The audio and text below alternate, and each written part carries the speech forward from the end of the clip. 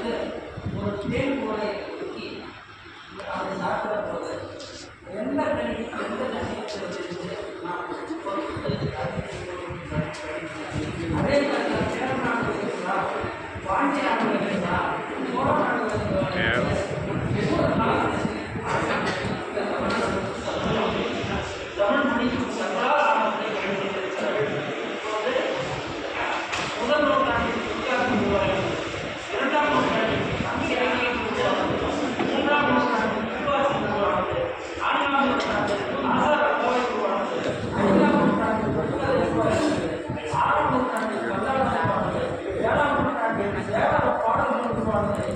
எட்டாம் நூற்றாண்டில் மீண்டும் தேவார பாடல்கள் வெளிப்படுகிறது. ஒன்பதாம் நூற்றாண்டில் ஆழ்வார்கள் பதினாறுகளுக்கு குறிப்பிடுகிறது. 10ஆம் நூற்றாண்டில் சீவக சிந்தாமணி எழுதுகிறது. இந்த நூற்றாண்டு கல்வெட்டெல்லாம் மாமன்னர் அமரர் மரியாதைக்குரிய திரு ராஜராஜ சோழன் அவர்கள் இந்த கல்வெட்டு பட்டங்களெல்லாம் ஒன்றாக சேர்த்து அதை மீண்டும் பதிப்பகம் செய்தார். அந்த மீண்டும் கல்லிலே ஒதுக்கப்பட்டன. அதனால் அதை செம்மணி அந்தஸ்து ஆகும் அளவுக்கு அவர் அன்பே தமிழருக்கு ஆதரவு இன்னும் நாட்டில் 11ஆம் நூற்றாண்டில் 12ஆம் நூற்றாண்டில் ஸ்ரீ கங்கபுரம் கம்பராமாயணம் 13ஆம் நூற்றாண்டில் விஞ்ஞானம் 14ஆம் நூற்றாண்டில் தலபுராணங்கள் 17ஆம் நூற்றாண்டில் விழிப்பாக்கம் 16ஆம் நூற்றாண்டில் திருவிளையாடல் காலம் 17ஆம் நூற்றாண்டில் சம்பாவணி ஸ்ரீராமபுரம் 18ஆம் நூற்றாண்டில் சாய்பாபா சுவாமிகள் பாடல்கள் 19ஆம் நூற்றாண்டில் மலையாள பாடல்கள் 20ஆம் நூற்றாண்டில் மகாகவி பாரதியார் பாடல்கள். இவ்வளவு உலகத்தில் எந்த மொழிக்கும் அதாவது 1ஆம் நூற்றாண்டிலிருந்து 20ஆம் நூற்றாண்டு வரைக்கும் எந்த மொழிக்கும் இவ்வளவு வரலாறு இருக்கிறதா என்றால் எனக்கு நிச்சயமாக இல்லை என்றுதான் நான் நினைக்கின்றேன். சரி, நிச்சயம் சோழ நாட்டிலே எடுத்துக்கொள்ளலாம். 10ஆம் நூற்றாண்டிலே பேரரசர் மாமன்னர் மரியாதைக்குரிய ராஜராஜ சோழன் ஆனார்.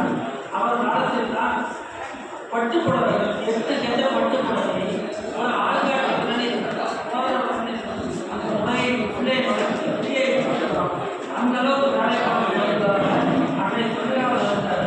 முதன்முறையாக உலகிலேயே இன்ஜினியரிங் காலேஜை கட்டுவித்தவர் ராஜராஜ சோழன் தான். உலகிலே முதன்முறையாக சித்த வைத்தியர்கள் ஒன்றாக சேர்ந்து அறுவை சிகிச்சையோடு கூடிய சித்த மருத்துவமனை 10ஆம் நூற்றாண்டிலே தமிழ்நாட்டிலே ஆரம்பிக்கப்பட்டது. அதாவது தமிழுக்காக 247 அடி உயரப்பட்ட பெரிய கோவில் அவர் ஆட்சி காலத்தில் தான் ஆரம்பிக்கப்பட்டது. 5000 ஏழைகளை கட்டினார். ஏன் இன்று சென்னையில் இருக்கக்கூடிய 50 லட்சம் மக்கள் அந்த ராஜராஜ சோழன் காலத்தினுடைய பாட்டுதான் வீரநாராயணன் தேவி தான் 50 லட்சம் மக்கள் இன்று தண்ணீரை வந்திருக்கிறார்கள். அவருடைய பாட்டுதான் கரிகால சோழன் கல்லணை கட்டினார். 2 லட்சத்துக்கு மேற்பட்ட விவசாய விளைநிலங்கள் மிக சிறப்பாக பயன்படுத்தி. ஆகவே சேர நாட்டிலும் சரி, சோழ நாட்டிலும் சரி, பாண்டிய நாட்டிலும் சரி, ஒவ்வொரு காலகட்டத்திலும் அரசர்கள் இந்த தமிழுக்காகவும் தமிழ் மண்ணுக்காகவும் தமிழ் மொழிக்காகவும் பாடுபடுகிறார்கள். இதில் சிறப்பு உயர்நாடு சேரநாடா சோழநாடா பாண்டிய நாடா என்றால் நிச்சயமாக 3 பேர் அரசர்களுமே 3 நாடுகளுமே இந்த தமிழ் மொழிக்காக இந்த 3 அரசர்களும் இந்த சிறப்பு